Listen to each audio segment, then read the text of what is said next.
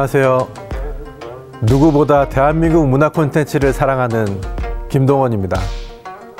현재는 영화, K-팝 등 다양한 문화 콘텐츠를 제작하고 있고 강의와 자문을 통해서도 한국의 문화예술 분야 발전에 힘쓰고 있습니다.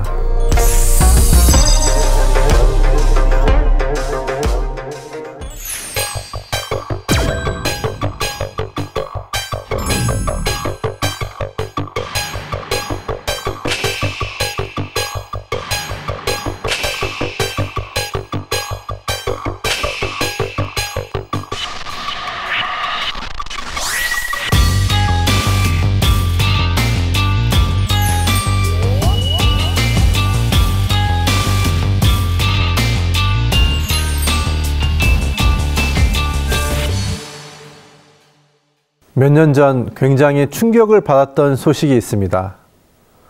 스웨덴 출신으로 구성된 전설의 팝 그룹 아바가 2021년 11월 새 앨범 아바 보이즈를 내고 2022년 5월 런던에서 공연한다고 발표한 것입니다.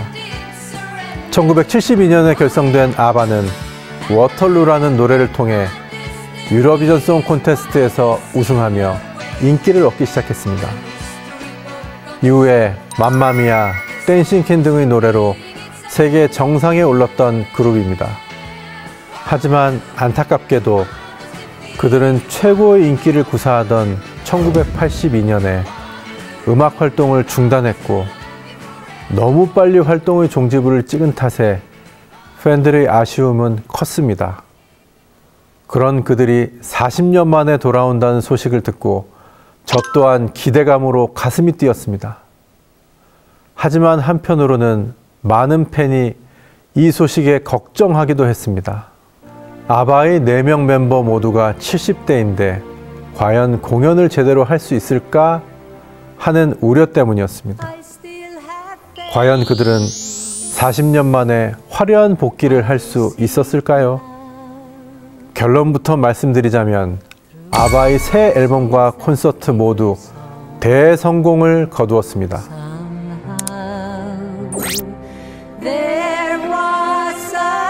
2021년 9월 유튜브로 공개된 신곡 I Still Have Faith in You는 공개 하루 만에 530만 조회수를 기록하며 아바의 여전한 인기를 실감하게 했습니다. 2022년 5월에는 런던에서 아바의 컴백을 알리는 특별한 콘서트가 열렸는데요. 그런데 왜 특별한 콘서트냐고요? 이날 공연 무대에 아바 멤버들이 젊은 날의 모습을 그대로 재현한 버추얼 캐릭터가 등장했기 때문입니다. 아바와 아바타를 합친 아바타는 1970년대 아바의 전성기 모습으로 불멸의 히트곡을 선보였습니다.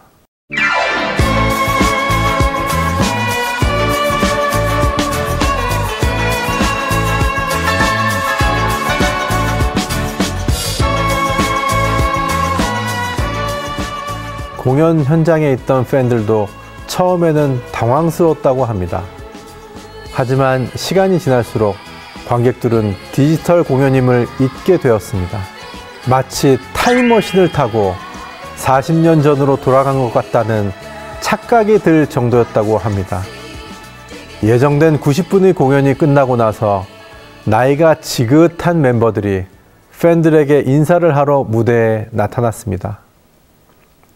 이때 많은 관객이 그 세월의 간격을 느끼며 감동을 느꼈다고 합니다. 아바의 공연처럼 실제 디지털 휴먼 공연을 선보일 수 있을 만큼 세계의 AI 기술 수준은 날로 발전하고 있습니다. 광고 모델뿐만 아니라 음악방송과 뮤직비디오에 출연해서 노래와 춤을 추기도 할 정도로 계속 진화하고 있습니다. 예를 들어 K-팝 스타들과 요즘 주가가 한창 오른 트로트 가수들의 공연을 디지털 휴먼 공연으로 한다면 글로벌 시장에서 시간과 공간의 제약 없이 더 많은 공연을 선보일 수 있게 되지 않을까요? 생각을 더 확장해서 이런 디지털 휴먼 공연을 온라인 플랫폼을 통해 세계에 송출하면 K 콘텐츠의 위상은 더욱 높아지리라고 예상합니다. 그러나 안타까운 점은 국내 산업 내 디지털 전환은 아직 걸음마 단계라는 점입니다. 넷플릭스는 AI로 시나리오 소재를 발굴하고 AI 스크립트 분석을 통해 시각 효과, 세트 디자인과 같은 제작에 필요한 사항을 계획하는 데 사용하고 있습니다. 디즈니 플러스는 AI로 오프닝 영상을 제작하기도 했는데요. 이뿐만 아니라 SF 시리즈 만달로리안 제작의 50%가량을 버추얼 프로덕션 방식을 활용하는 것이 알려지며 많은 화제가 됐었습니다. 타이타닉, 아바타, 정글북 등의 영화 제작에 참여한 시각효과 감독 롭 레가토는 이러한 기술을 이용한다면 과거 1억 달러의 비용이 들었던 제작 비용을 2,500만 달러로 제작할 수 있다고 밝혔습니다. 과기정통부 발표에 따르면 국내 미디어 콘텐츠 업계의 AI 기술 접목 수준은 글로벌 선진국과 비교했을 때 1년 이상의 기술 격차가 있다고 합니다. 그리고 2022년 기준 국내 기업 AI 도입률은 22%인 반면에 상위 국가는 50%를 상회합니다. 20개국의 평균치도 34%입니다. 한국은 평균에도 미치지 못하는 상황으로 아직 갈 길이 멀다고 할 수 있습니다. 이 같은 기술의 격차는 국내 콘텐츠 산업의 미래에 치명적일 수밖에 없습니다. 현재 제작사들은 AI를 비롯한 신기술에 대한 자체 투자 여력이 없습니다. 글로벌 OTT와의 경쟁이 심화하면서 제작비가 급증했고 이로 인한 적자가 심화됐기 때문입니다. 이럴 때 정부가 나서서 제작 단계별 AI 접목과 디지털 전환, 그리고 기술 인재 양성을 지원해야 합니다. 이 밖에도 신기술을 접목해 제작한 콘텐츠들을 효율적으로 유통할 수 있는 디지털 플랫폼 개발도 지속적으로 이루어져야 합니다.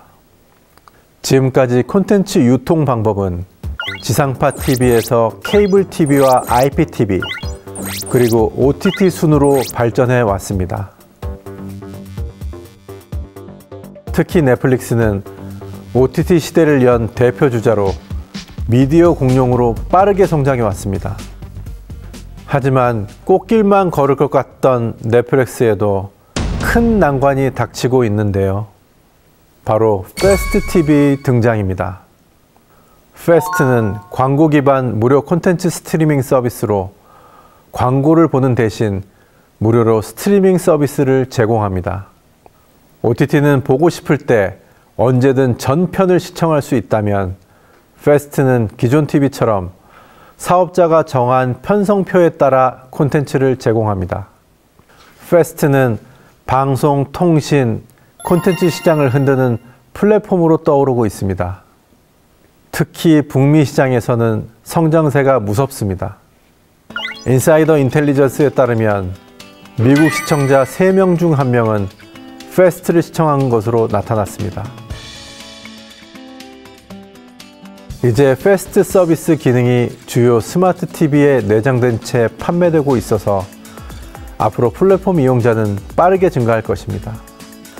최근 디즈니 플러스, 넷플릭스 등의 OTT 기업들이 1년 새 구독료를 25% 가까이 올리면서 불붙은 스트리밍 플레이션 때문에도 광고를 보더라도 저렴한 패스트로 소비자가 더 몰리고 있습니다. 해외 OTT 플랫폼들이 성장할 때 국내 기업들도 뒤늦게 사업에 뛰어들었지만 막대한 자본력을 앞세운 해외 플랫폼들과 경쟁하기가 점점 어려워지고 있습니다. 지금 우리가 패스트의 등장을 지켜만 보고 있다면 해외 패스트 플랫폼들과의 격차는 더욱더 빨리 벌어질 것입니다. OTT 전쟁에서 얻은 뼈아픈 교훈을 잊지 말아야 합니다.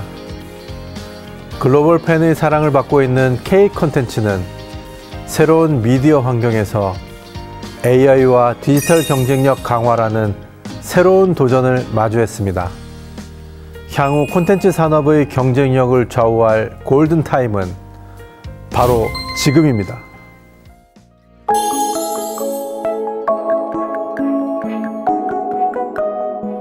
오늘의 한 줄 리뷰는 K 콘텐츠에 기술을 더하면 무한한 미래가 열린다 라고 하겠습니다.